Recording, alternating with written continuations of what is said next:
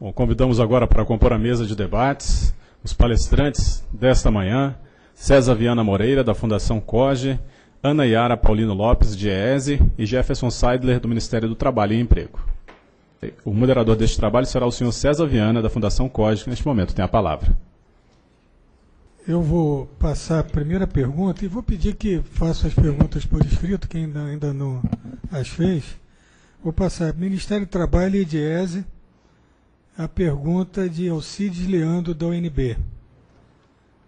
Para análise adequada de acidente, as taxas de frequência e de gravidade não refletem controle sobre a situação real desse acidente. Qual o modelo estatístico mais apropriado para os acidentes do trabalho? Ministério do Trabalho e de EESE.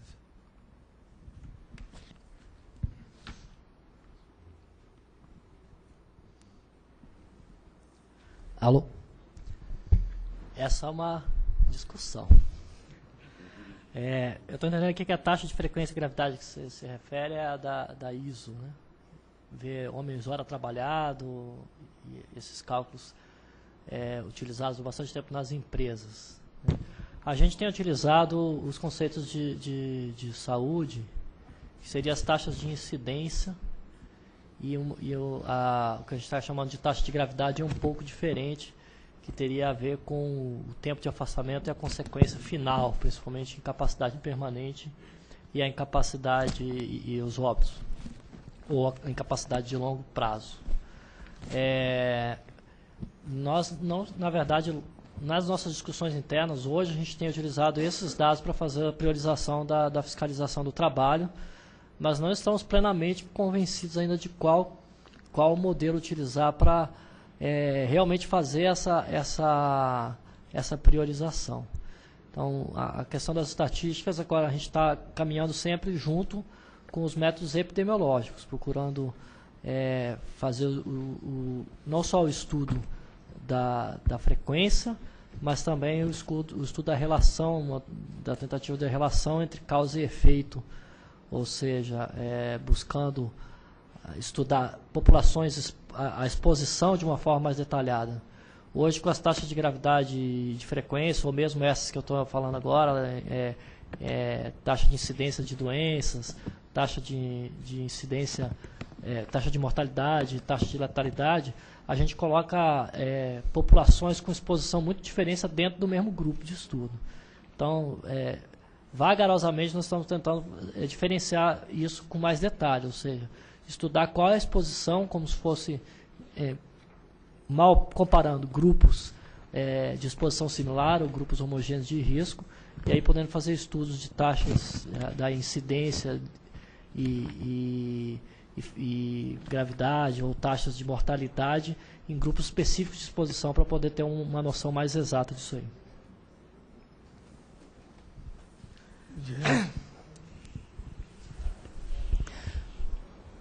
Bom, como a gente está vendo, quando a gente vê a estatística, a gente vê a estatística como produto final. Mas a gente tem que pensar tudo que leva àquele dado final que a gente tem ali na mão. Então, a construção mesmo do dado estatístico, ele começa onde? No registro. E é onde a gente tem tido maior dificuldade. Então, o que a gente tem que, em primeiro lugar, pensar é que registros, não sei se vocês concordam, que registros a gente precisa fazer e de que forma. Porque quando a gente faz uma tabulação e chega no dado final da estatística, ele é um produto. Agora, se o registro que eu passo inicial, ele não está bem colhido, aquela informação, não adianta ter estatística. Não adianta ter o dado. Desculpe. Tá. Né? Então, inclusive, quando se pensa assim, nas categorias, o que se tem que perguntar, para quem que tem que se perguntar, quais são as características daquela pessoa que está dando a informação. Porque tudo isso leva a uma modificação depois naquele dado para a gente ter essa fase final. Outra coisa que eu acho importante é que, muitas vezes, as pesquisas estatísticas que são quantitativas, elas começam por uma pesquisa qualitativa.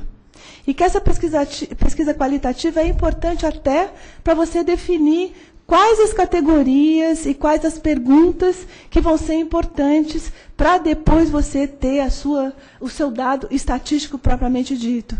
E acho que como a gente está trabalhando com a questão dos acidentes do trabalho, muito do que se registra, do que vai para a previdência, do que é morte, a gente ainda não está conseguindo captar exatamente as causas. E sem a gente captar as causas, como tanto o representante da Fundação COGE quanto do MEITE falaram, a gente não consegue ter uma estatística de boa qualidade. Tem uma segunda pergunta aqui, qual o papel do EPI no setor elétrico? Primeiro, vou falar de uma forma geral. O equipamento de proteção individual, a gente costuma dizer que ele é o primeiro e é o último. É o primeiro porque ele é emergencial, antes que você consiga fazer os controles de proteção coletiva e outros controles de organização do trabalho. Mas na hierarquia ele é o último. Sempre é mais importante a organização do trabalho e todas as proteções coletivas possíveis e viáveis. Se essas proteções coletivas e a organização do trabalho não forem suficientes, aí sim entra o EPI. Então, o equipamento de proteção individual, antes que você consiga melhorar suficientemente a organização do trabalho e fazer as proteções coletivas, ele é o primeiro, porque ele dá aquela proteção temporária e emergencial. Nas situações em que você tem técnicas suficientes para fazer uma proteção adequada, com proteção coletiva e organização do trabalho, o ideal seria abolir o EPI. No setor elétrico isso é muito difícil, né? Existem tarefas que você não tem previsão de organização de trabalho ou proteções coletivas viáveis e suficientes para que evite realmente o acidente. O EPI não evita acidente, ele diminui o dano. Então, essa é uma outra coisa muito importante. EPI não é prevenção de acidente, é redução de dano, em qualquer situação, inclusive no setor elétrico.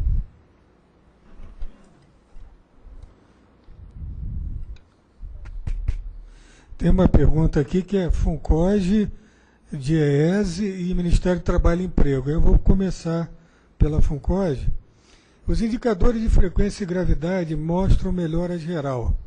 Existem, então, aspectos na distribuição que estão piorando? Que aspectos são esses?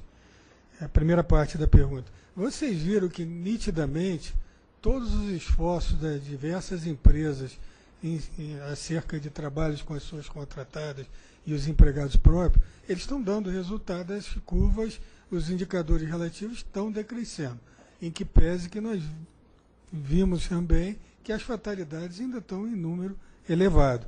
Mas nós entendemos, e isso está ligado, desde quando você fala na apuração correta da causa, isso tudo está numa coisinha importante que é o sistema de gestão, a sistematização da segurança do trabalho na empresa. O papel que deve ter toda a diretoria, do mais alto escalão até o que está na frente do trabalho. Isso em quê? Que indicadores são importantes? O trabalho bem planejado, o trabalhador bem treinado, o trabalho bem supervisionado. Então, são exemplos de indicadores que quaisquer sistemas de gestão têm e que as empresas podem trabalhar em cima desses indicadores. A segunda parte da pergunta, que também eu vou estender agora para os colegas, a notificação nas terceirizadas são contabilizadas para o setor elétrico corretamente? Quando o KNAI não está ligado ao setor elétrico, existem contratadas que têm KNAI voltado à construção. Acho que é isso, não tem identificação do colega, mas isso não compromete a apuração dos indicadores do setor? Ministério do Trabalho, FUNCOGE e DIEESE. A gente acha que compromete, porque é uma das grandes dificuldades que a gente tem, inclusive, de fazer a nossa priorização lá no Ministério do Trabalho. Porque a gente fica refém do KNAI, que primeiro ele é autodeclarado. Né? Segundo, fica lá, depende que esse KNAI tenha sido corretamente registrado na CAT ou no momento da perícia. Então, entra naquilo que a colega falou. A qualidade do registro, da origem dos dados, hoje é muito fraca no Brasil. E aí a gente tem dificuldade também de compartilhamento de dados. Então, A gente não tem hoje um banco de dados ou um sistema que nos dê automaticamente essa ligação da empresa para quem que ela está prestando serviço.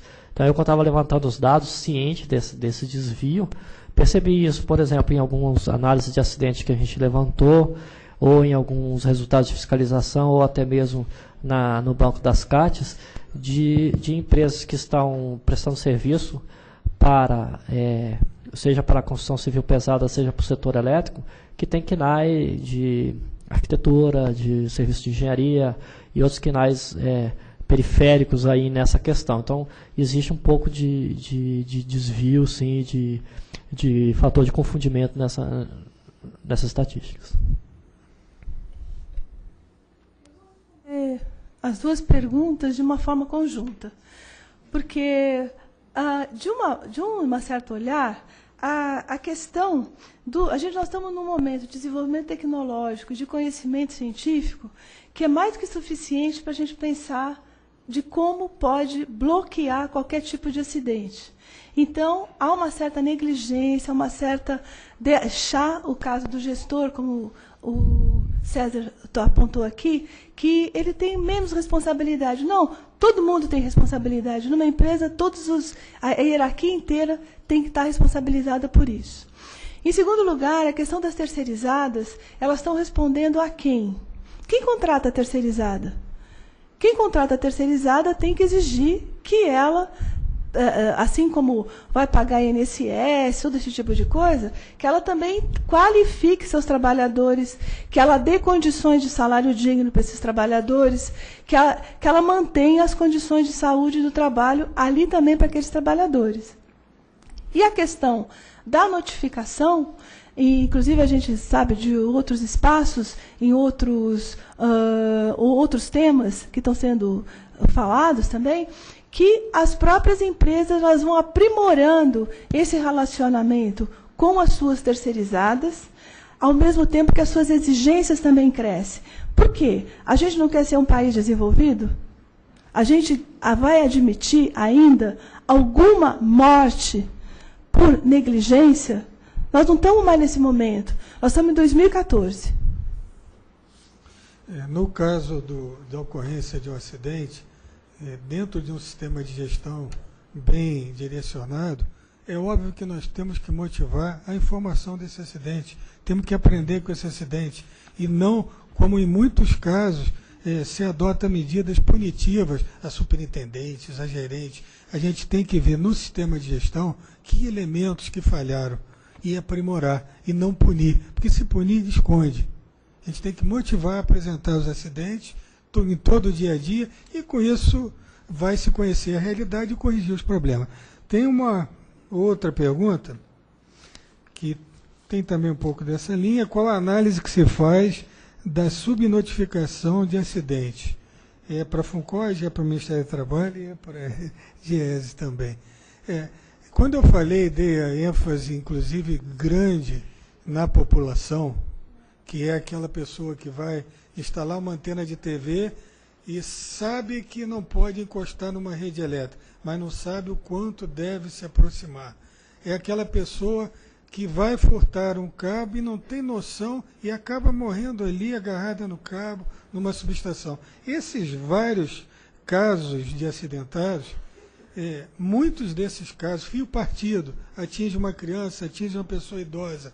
Muitos desses casos, eu vou contar uma pequena história. Tinha um rapaz que puxava meu carrinho de feira, ele foi crescendo, ele ficou grandão, foi fazer uma fraudulenta no Rio, na área de atuação da Light, ficou internado, está com problemas neurológicos, e depois até foi vítima de uma bala perdida, não está com problema neurológico. Olha que tragédia. Mas ele ficou grande e com muita força, mas com problema neurológico. E essa interrupção, eu fui verificar, ninguém soube desse acidente, ele não teve nenhum benefício em relação a isso. Quer dizer, casos como esse no dia a dia são inúmeros que acontecem, que as pessoas são vitimadas. Então, no que se refere a acidente com a população, que muita gente chama isso de terceiro, e às vezes chama contratada de terceiro, mas a população envolvida, que somos nós no dia a dia, passeando nas ruas e cai um fio partido, ele continua energizado, e várias situações que existem, ligações indevidas, clandestinas, essas situações, nem todas são informadas a concessionárias. Nem todas as concessionárias têm conhecimento. Teve um ano que a Fundação apurou 2 mortes em ligação, fazendo manutenção em piscinas. Eu fiquei preocupado. No mesmo estado. E aqui em Brasília nós tivemos um caso de um engenheiro da área de telecomunicações, engenheiro de segurança, presidente da CIPA da SEB, que morreu na sua casa fazendo manutenção em piscina. E olha, que o que a Fundação também computa, ela computa até o medidor. Não são aqueles acidentes que estão dentro dos nossos lares, que a gente também tem que trabalhar em cima disso. Bom, aí eu já vou partir. Eu gostaria também que o Ministério do Trabalho falasse sobre essa subnotificação e depois o DIEESE. Bom, em relação à subnotificação foi aquilo que a gente comentou, né? A gente sabe que ela existe, não sabe exatamente qual é o tamanho dela, tem estudos discrepantes em relação a isso, fazendo entrevistas com trabalhadores que relatam acidentes, e aí a quantidade estimada de acidentes naquela região é muito diferente do que está registrado na Previdência Social ou no SUS, e tem estimativas que variam de 30% a 80% nos estudos brasileiros, né? Então, assim, é um problema importante, sério, e que existe um planejamento para criar novas metodologias de registro, unificar esse registro, de forma que a gente não fique com o SUS, Ministério da Previdência, Ministério do Trabalho e sei lá mais quem, recebendo a notificação, que a notificação possa ser feita no sistema único de notificação, com dados mais precisos, e outras estratégias ainda com estudos mais aprofundados em relação a identificar quem realmente está subnotificando e achar uma forma de incentivar a notificação, porque a prevenção a gente sabe já por outros tipos de estudos que ela é lucrativa também. Então, a notificação ela pode ajudar muito a identificar causas, como a gente chamou, latentes e subjacentes, que normalmente estão relacionadas realmente à gestão. Embora o Ministério do Trabalho entenda que a punição quase sempre é necessária também, mas a notificação não tem só esse objetivo, e sim de prevenir novos acidentes, que são muito mais, a prevenção é muito mais barata do que as multas do Ministério do Trabalho. Bom, essa questão da subnotificação, realmente ela acontece em vários setores, e não só em relação a acidente de trabalho, né? Só que isso daí tem uma consequência maior, claro, porque tem o problema da doença e das mortes. Mas eu acho que, em primeiro lugar, é uma questão de convencimento nosso.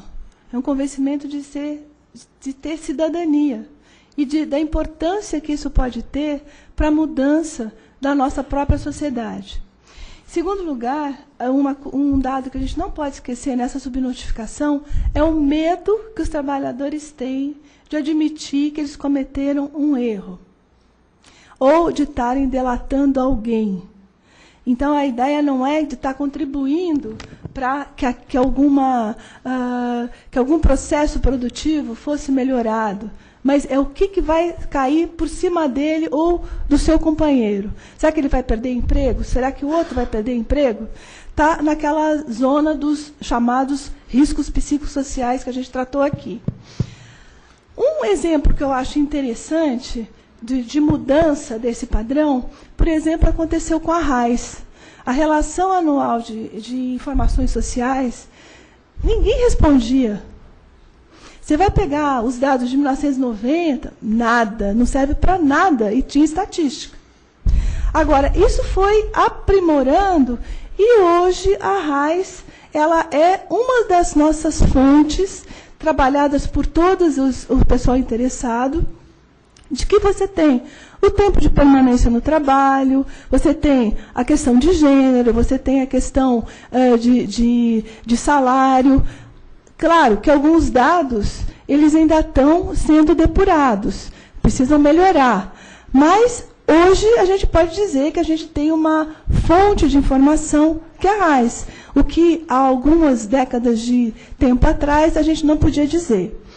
E, finalmente, eu creio que nós todos aqui estamos concordes que o caminho é a gente caminhar lentamente, porque é muito difícil, questão de tempo, da tradição que todas as instituições têm, lógico, né, de terem trabalhado tanto tempo nessas questões, de a gente ir discutindo categorias, discutindo parâmetros e caminhando para um trabalho conjunto de levantamento e de apresentação desses dados estatísticos.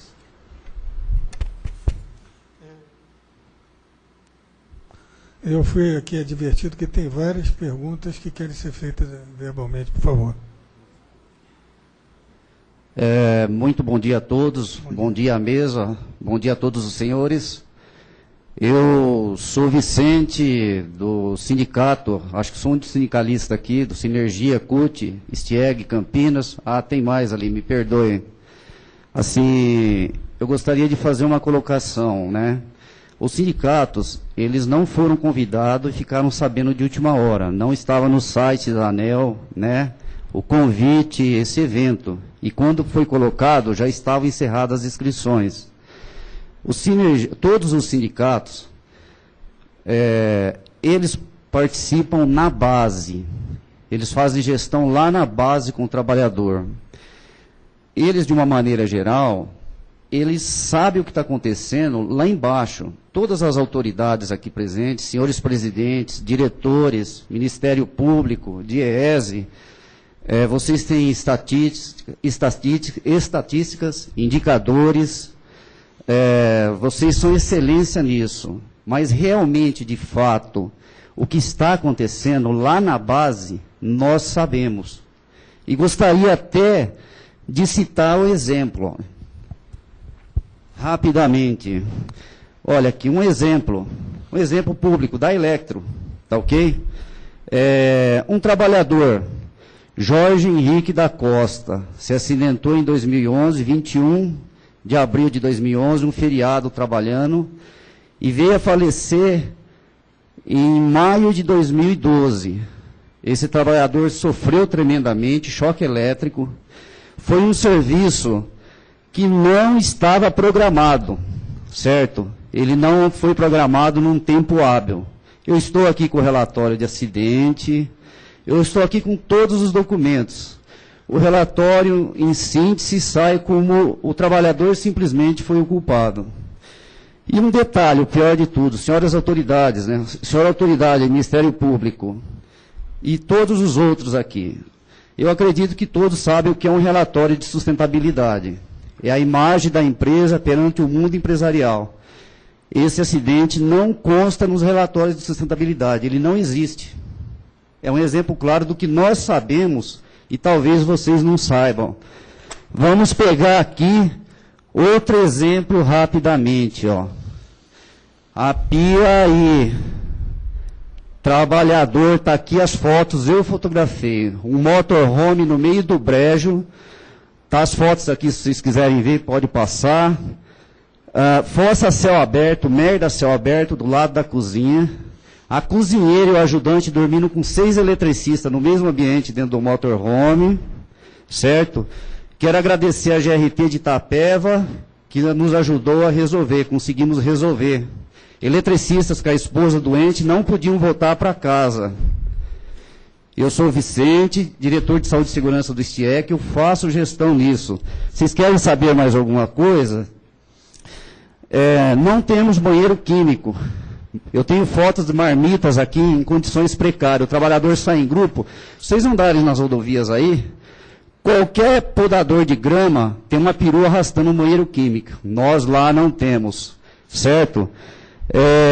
Tá aqui, ó. Por que acontece acidente? Despesas com segurança diminuiu aqui, ó, 41,9%. Despesas com capacitação diminuiu 23%. Acidentes de trabalho com afastamento aumentou 33%. Tá ok? Prolongamento da jornada de trabalho. Hoje não tem mais hora extra nas empresas, sabe por quê? O trabalhador, ele é obrigado a trabalhar e compensar coercitivamente, trocar uma por uma. Quando não, os leitoristas da Electro certo? Eles são obrigados a fazer leitura no início do mês, certo? E não marcar no ponto e compensar no final, ficar 3, 4 dias em casa. Qualquer um que for levantar isso aí vai ver. E se precisar de testemunha, certo? Falarem, eu tenho toda a documentação, tenho tudo que for necessário, tá ok?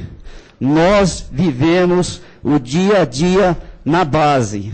Trabalhador que vai para o periódico com o médico, são vários que eu vivenciei. Se quiserem pegar os relatos pessoalmente, peguem, eu levem para pegar.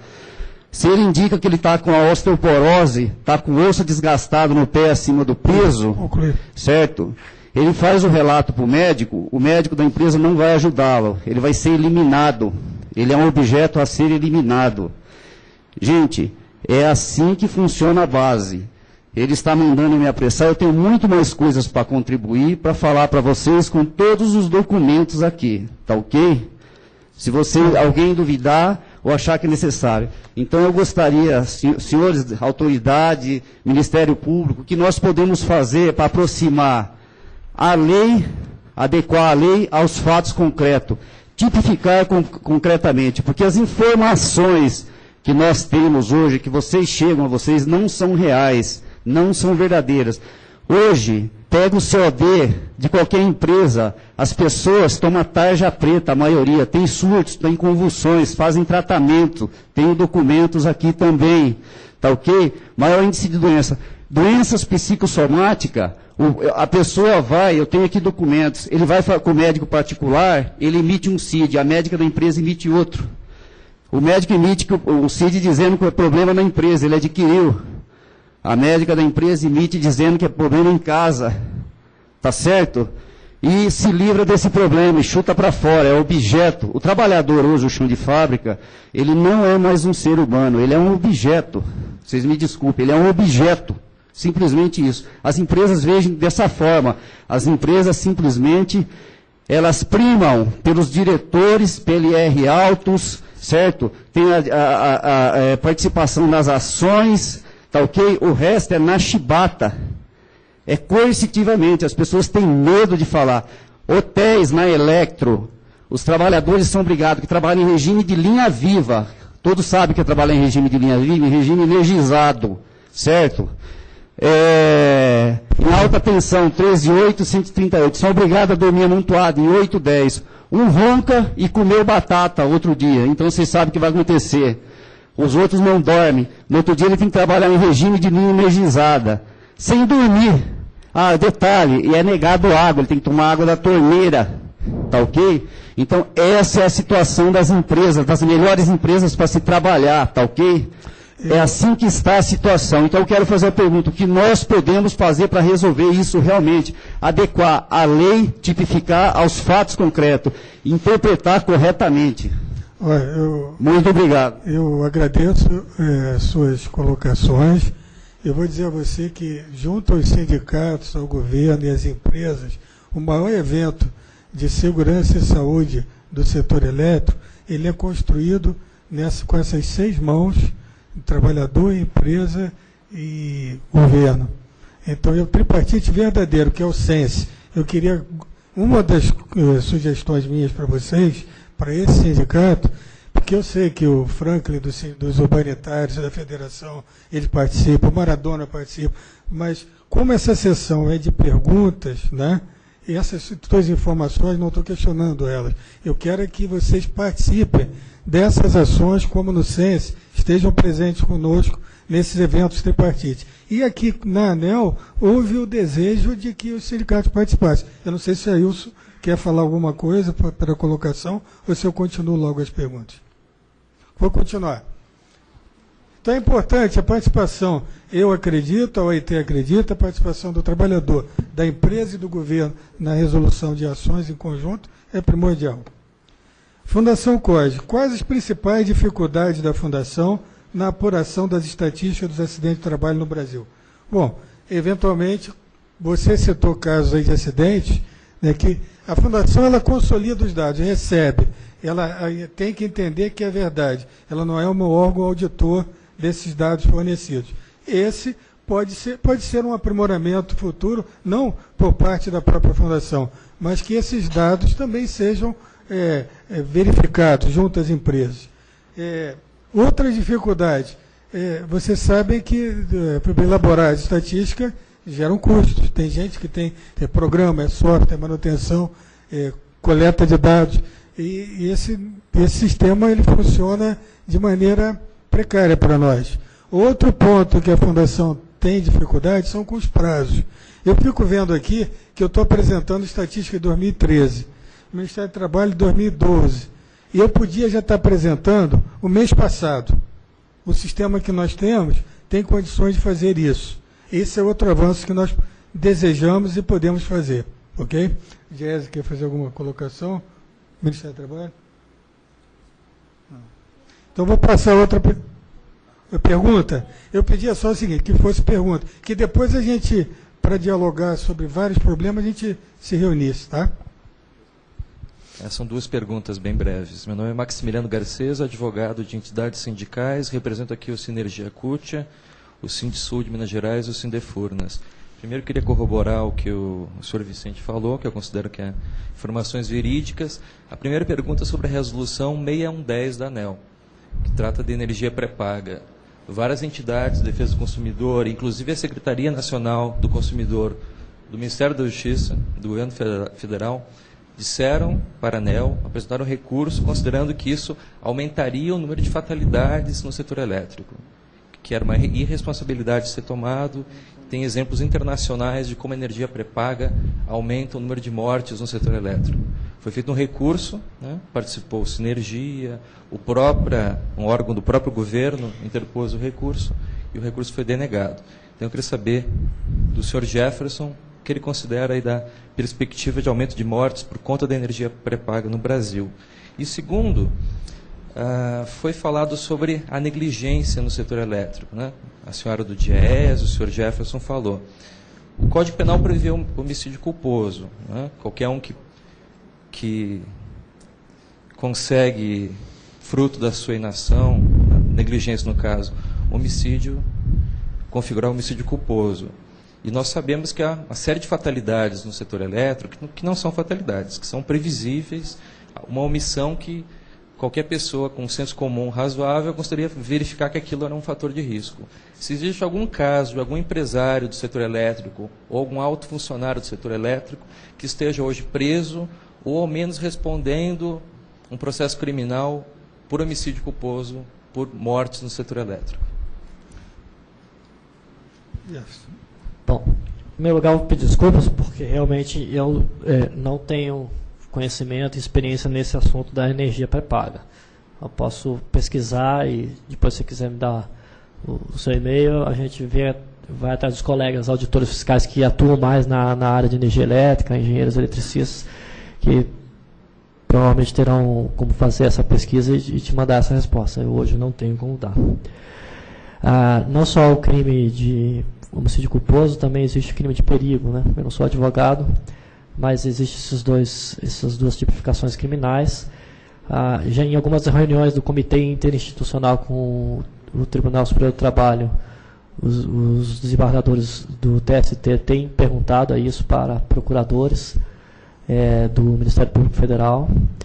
E, no entanto, assim, essa tipificação esbarra uma série de dificuldades técnicas colocadas lá pelos operadores de direito que eu não tenho como explicar, mas principalmente a fraqueza do sistema criminal brasileiro.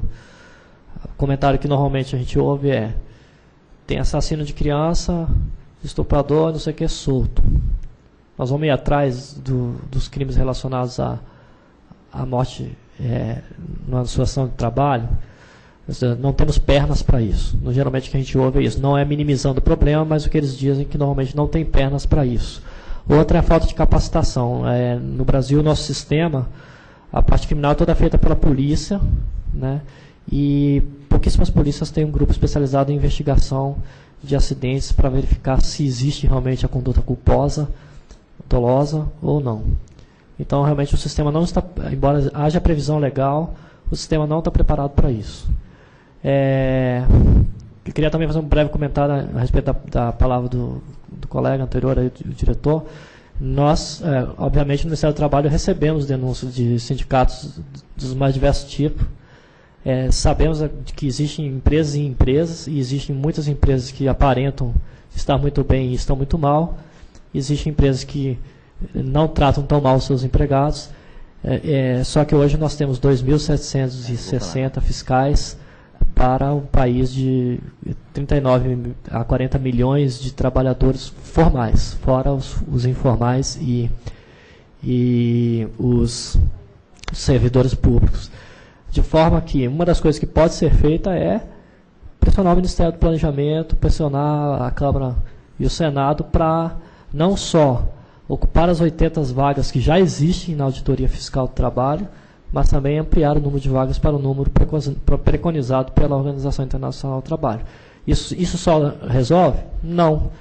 Como a gente sempre fala, a gente gostaria que as empresas não esperassem a fiscalização chegar. A fiscalização tinha que chegar para dar um ok, para fazer um ajustezinho, alguma coisa desse tipo.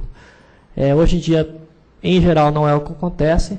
Ainda precisamos de uma ação fiscal mais forte para mudar a cultura, como a gente está dizendo. É necessária uma mudança de cultura.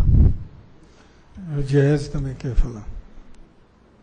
Bom, eu concordo com tudo que o Jefferson já colocou e só queria reforçar a questão da não cumplicidade, porque as nossas raízes, né, do Brasil são aquelas do homem cordial, e que para os nossos aliados, então a gente passa a mão e não vai para a cadeia, como você mesmo demonstrou. A questão do trabalho escravo é outra, é um crime. Qual o proprietário que foi autuado com trabalho escravo, que está comprovado que está na cadeia? Então, acho que essa questão é que existe uma cumplicidade e que essas pessoas não são efetivamente punidas. E isso a gente precisa apostar numa mudança de cultura, que é a nossa cultura, e para onde a gente quer ir. A outra questão é a questão da proteção que essas pessoas têm e nenhuma proteção que as outras pessoas não têm. Aquilo que a gente estava falando, o trabalhador que é considerado culpado, ele vai para a rua. Agora, ele pode estar fazendo uma denúncia que podia ser um registro, que podia levar a uma ação efetiva para prevenção de risco.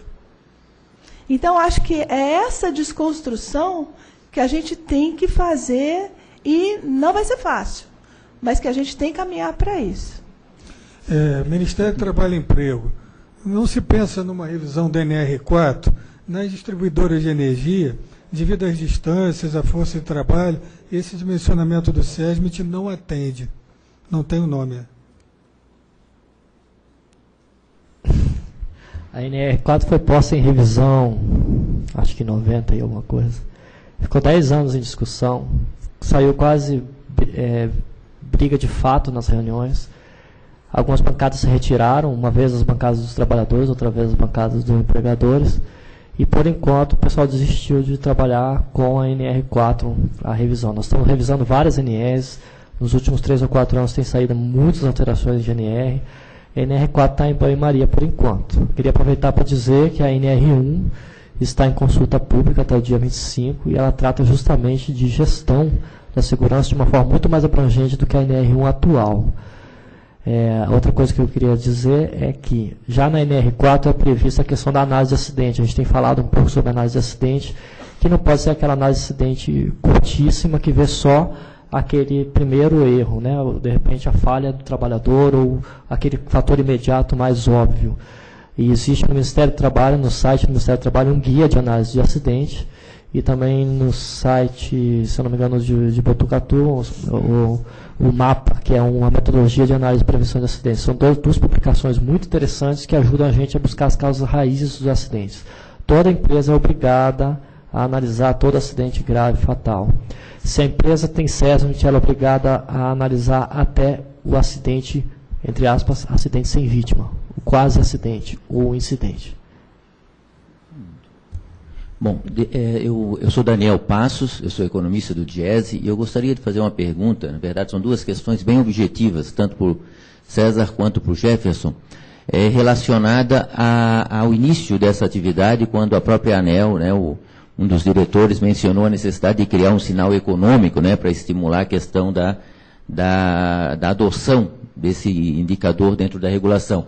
E o colega lá de Campinas, na verdade, colocou aqui algumas questões mostrando que a realidade é muito diferente da estatística, né? E aí tem uma série de perguntas falando sobre subnotificação.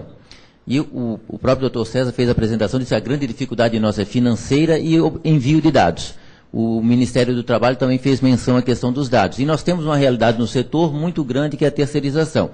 Duas questões, portanto. A primeira, para evitar o risco de aumentar a subnotificação na medida em que se adote um sinal econômico, porque há uma tendência nessa perspectiva, se é possível estabelecer em relação à terceirização, já que são serviços contratados pela empresa, o Ministério do Trabalho determinar que essa contratação seja feita através da KNAI correta, ao invés daquela KNAI fuga que vai sair em outra estatística. E a outra questão também, além da terceirização, é que se vocês acham viável, se na aferição desses resultados é possível ter uma auditagem dessas informações, inclusive com acompanhamento do sindicato, né, porque já que o movimento é tripartite, né, se de fato os sindicatos ou outras entidades podem validar essas informações. Porque quando as estatísticas são mostradas ali, nós desconfiamos, porque nós temos muitas informações semelhantes a que o colega colocou, e que mostram ali empresas muito bem posicionadas na estatística. Isso causa uma certa preocupação da nossa parte. Então, duas questões. É possível estabelecer na contratação da terceirizada a KNAI correta, ou seja, vinculada ao serviço de energia? A segunda questão, é possível submeter à auditagem essas informações para aí sim valer o sinal econômico que a ANEEL pretende estabelecer?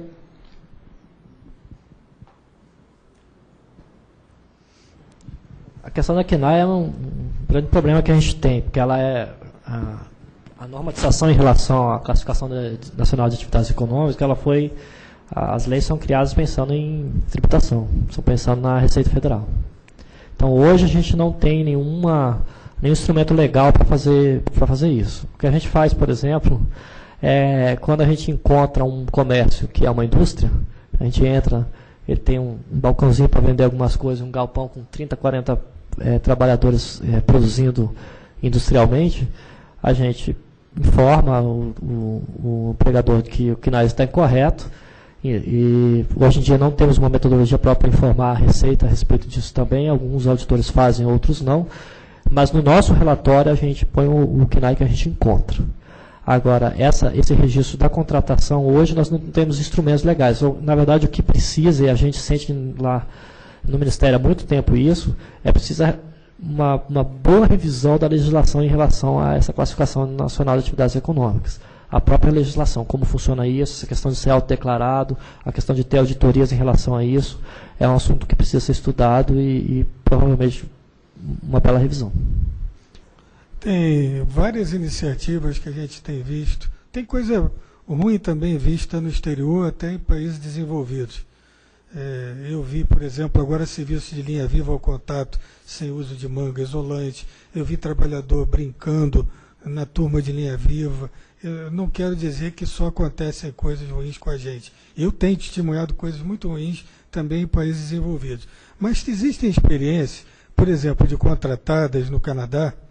A contratada tem a carga horária para ser treinada, eles são treinados, o governo tem a certificação daquele treinamento. Então, existe a corresponsabilidade entre contratante e contratado, diferente dos Estados Unidos. Então, esse exemplo do Canadá, energia elétrica, se vocês forem visitar, como eu já tive alguns exemplos, empresas de energia elétrica com contratadas trabalhando de uma maneira muito boa, é um bom exemplo. A Power Stream é um exemplo de uma distribuidora nesse sentido. Eu também estive em Baltimore, e aí eu e Jesus lá, Jesus da CUT, nós voltamos tão empolgados, quando o avião pousou até a gente desanimou, mas era o sindicato, aquele sistema, eu venho lutando com isso também, a Associação Nacional de Contratadas. Nos Estados Unidos e Canadá existe a ANECA, Existe o IBEW, que é o Instituto dos Eletricistas, e NJATC. Esse triângulo é poderosíssimo. É o sindicato participando, não só dessas auditorias, dessas investigações, é participando de planejamento do trabalho, de supervisão, de treinamento, entendeu? E essa experiência eu vi lá e vi pessoal totalmente engajado, unido, trabalhando com aquela mesma finalidade, quer dizer, todos visando ao mesmo objetivo, que é mais ou menos o que nós fazemos nesse seminário nacional, que a gente constrói junto, constata o que são as necessidades, quais são as recomendações e corre atrás para resolver. Então, exemplos como esse é que nós temos que seguir. Tá? E a participação do trabalhador, vou falar sindicato, nós trabalhadores, né? É fundamental também. Ó, tem muitas perguntas, mas eu tenho que fazer, né? É o meu papel aqui. Oi. Pois não. Só fazer alguns comentários rápidos. Bom dia, meu nome é Hugo, eu trabalho na SRD, que é a Superintendência de Regulação da Distribuição aqui na ANEEL. Só para fazer alguns comentários daquilo que envolveram a agência, para dar uma satisfação para quem fez a pergunta. Bom, a primeira questão com relação ao convite, né? A agência ela divulgou o evento no site, em jornais de grande circulação. A ideia era que todos participassem. Eventualmente, então, acho que erramos num convite direto e não ter enviado o convite direto. Mas o que eu quero deixar claro aqui é que a agência está de portas abertas, ela nunca se nega a discutir um tema. A própria iniciativa do seminário é para discutir, colocar uma lupa nesse tema e avaliar o que precisa ser feito pela ANEEL. Bom, a questão da resolução 610 do pré-pagamento, que o nosso colega também fez o comentário. Eu vou ser bem sincero, é uma área diferente dessa que eu trabalho, eu não sei responder, não sei em que pé que está esse tipo de análise de recurso. Eu me comprometo depois a verificar isso e conversar com o pessoal. E esse comentário mais sobre as próximas ações, o que a ANEEL vai fazer, o que pretende ser feito, o que pretende ser regulamentado. Bom, o seminário ele é um primeiro passo, né? A gente pretende ainda fazer uma consulta pública, uma audiência pública, justamente para verificar até onde a ANEEL pode ir, primeiro na questão das competências da agência reguladora, ver o que pode ser feito e daí sim, depois desse estudo, depois de voltar a discutir com a sociedade, né, por meio da consulta, da audiência, ter uma decisão final e verificar realmente o que vai ser feito. Mas o que eu queria reafirmar aqui é sempre essa ideia que a agência tem de transparência e de debate, né, e o próprio seminário é um exemplo disso. Obrigado. Nada. Além de ter perguntas, tem o Edson ali, que trabalha na Abracopel, que é a Associação Brasileira contra os Perigos de Eletricidade, voltada a acidentes com a população. Então, eu tenho que ceder a palavra, apesar de não ter perguntas. Vai. Obrigado, César. Boa tarde a todos. César me apresentou, Edson Martinho, da Abracopel. Nós conscientizamos sobre os perigos da eletricidade para evitar os riscos da eletricidade, né? O Jefferson fez uma apresentação, falou dos acidentes, e se me corrija se eu estiver errado, acho que 6.500 daqueles acidentes são de origem elétrica, ou mais ou menos isso, dos números que você apresentou. O César apresentou aqui os acidentes na rede aérea, e cerca de 80% desses acidentes são com pessoas que chegam perto, pessoal da construção, pintores, pedreiros, e não são pedreiros nem pintores de construtoras, são pedreiros e pintores de fim de semana, porque a Abracopel faz uma estatística com base nas notícias, e os números são mais ou menos parecidos, e a gente tem todas as notícias de o pedreiro que vai construir no fim de semana, faz um puxadinho, mais um puxadinho, chega à próxima rede, e ele, na maioria das vezes, ele nem sabe que ele pode pedir o isolamento daquela rede enquanto ele está trabalhando. A Ana também falou das subnotificações, ou do funcionário não fazer a informação justamente porque ele está com medo. O Vicente ele também comentou sobre isso, quer dizer... Edson, vou até aproveitar, porque tem uma pergunta que está dentro disso. Legal. E a pessoa está dizendo quais as ações junto a prefeituras e outros órgãos para isso. Então, exatamente. Então, a minha pergunta, mas na verdade é uma pergunta-sugestão, o Ministério do Trabalho tem uma força relativamente pequena para atender 35 NRs. Dentro da empresa tem as regras que precisam ser seguidas. Os trabalhadores têm o seu lado de medo, o seu lado de não consciência, não saber dos seus, aonde ele tem que atuar. O César tem visto isso. E desses números que vocês apresentaram, a Abracopel buscou 190 acidentes dos 592 mortes do ano passado, foram dentro de casa. Então, nós estamos falando de 170 acidentes, que é o nosso número na rede aérea, onde 80% é quem invade a rede, e 190 são dentro de casa. A pergunta é, não está na hora da gente fazer um trabalho maciço de conscientização da população em geral sobre os riscos que a eletricidade pode causar quando mal empregada? Uma proposta, como já foi feito há muitos anos atrás, de conscientização sobre eficiência energética, que virou sustentabilidade, que virou a garantia do futuro. Não está na hora de criar um PROSEG, ou sei lá o nome que se dê. Eu acho que está na hora da gente unir forças e começar a investir em segurança, e não ficar brigando, César, com um PD daqui, um PD dali, mas pegar aquele 0,5% que é de conscientização e eficiência e trazer uma parte dele para a segurança. Eu acho que está na hora da gente trabalhar desse jeito. Respondendo com um exemplo também canadense, o canadense, exatamente as empresas de energia elétrica, elas têm a atribuição também de cuidar da segurança daquele indivíduo na casa dele, porque às vezes é engraçado, e não é engraçado, é triste.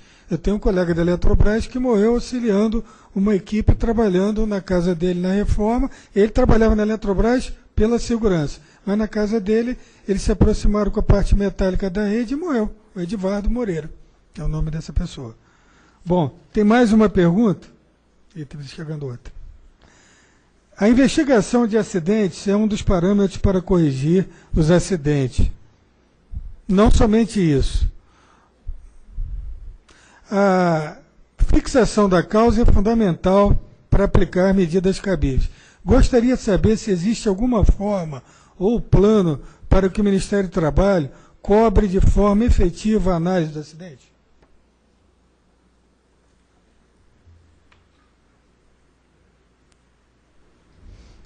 Bom, hoje, na NR4, essa questão da análise do acidente está mais voltada às empresas que têm SESMIT, que é um percentual bem baixo, né? Mas empresas que têm SESMIT, mesmo que seja aquele SESMIT de um técnico de segurança, acidente ou incidente tem que ser analisado nas inspeções do trabalho. A gente está incentivando os auditores a passar a verificar esse item com regularidade, como parte da rotina. E de divulgar, e também que os auditores divulguem o próprio guia, porque o guia ele tem a intenção de instrumentalizar o auditor, mas também tem a intenção de instrumentalizar as empresas e profissionais que fazem essa análise de acidente mais profunda. Mas como a gente já observou, né, a nossa cobertura de fiscalização é bastante baixa, né? A gente atinge por ano em torno de 4,5% a 5% dos estabelecimentos fiscalizáveis. Então, é um trabalho, digamos, como a gente diz, de formiguinha, o beija-flor no incêndio, esse tipo de comparações que a gente faz. Mas sim, a gente tem buscado fazer essa divulgação e a cobrança na fiscalização de rotina em relação às funções do SESMIT. O mais importante nessa questão é que a gente volta a enfatizar a necessidade de encontrar aquelas causas que são consideradas as raízes, as causas subjacentes e latentes, que vão ser efetivamente preventivas. Dizer para o trabalhador prestar mais atenção, a abordagem meramente comportamental não dá certo. A gente já sabe que não dá certo, já tem vários países que passaram por essa fase, estão de novo nela porque já resolveram a parte de gestão, então aí sim a parte de conscientização pode ter. Mas todos somos humanos, a gente esquece, a gente fica doente, a gente fica cansado, a gente fica com filho no hospital, a gente tem tanta coisa que pode fazer a gente cair numa armadilha cognitiva e errar, que a gente tem que adotar sempre o princípio da falha segura, ou seja, mesmo falhando, não há um risco acentuado de um dano grave. E quando você faz a análise dos acidentes sem gravidade, ou daqueles acidentes, os incidentes, aquele acidente que você olha e fala assim, nossa, o cara agora não perdeu a mão por pura sorte, quase pegou a prensa. Então, assim, esse é o acidente que tem que ser analisado como se o cara tivesse morrido. É a análise de acidente profundíssima, porque aí nós estamos sendo preventivos. O acidente não ocorreu e nós já estamos nos adiantando para que não ocorram novos acidentes. Tem uma pergunta aqui para a ANEEL, que eu pediria, se é possível respondê-la. Gostaria de saber se na composição de custos da empresa de referência da ANEEL estão previstos os custos com a segurança do trabalho.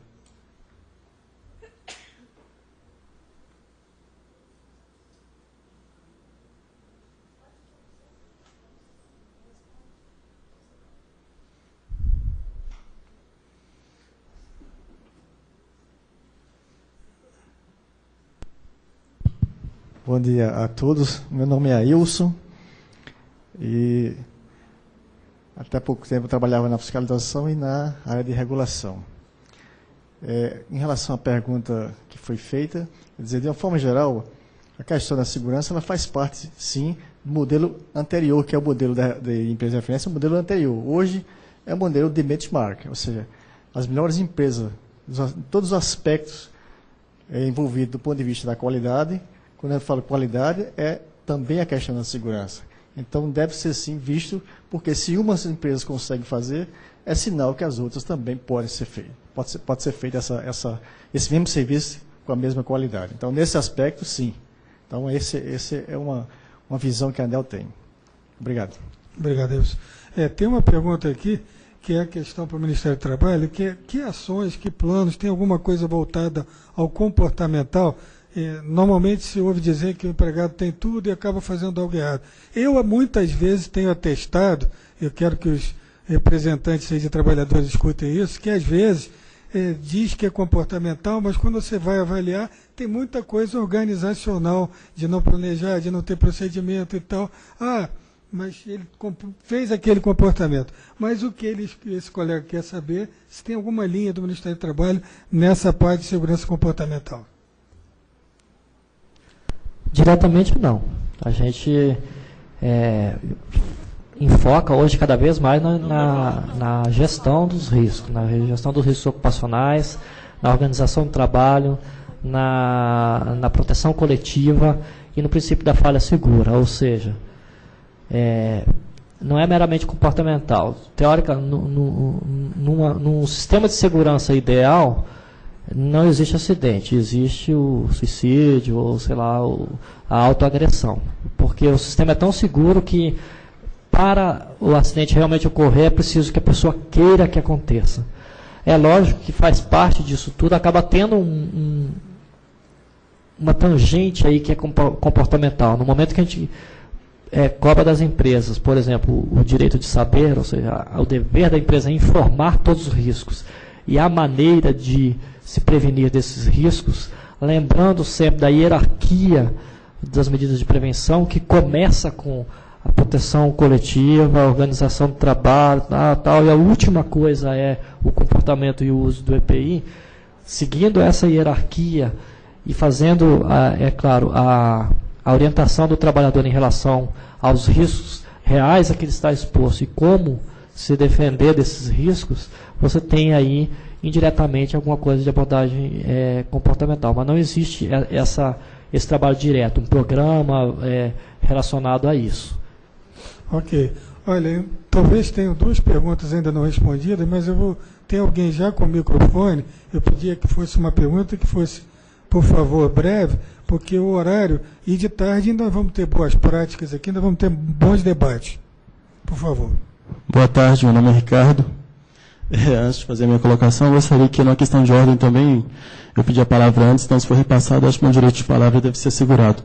Sou diretor do Sindicato de Engenheiros, deixo aqui o meu relato de insatisfação pela tentativa de omissão da minha palavra. Tá?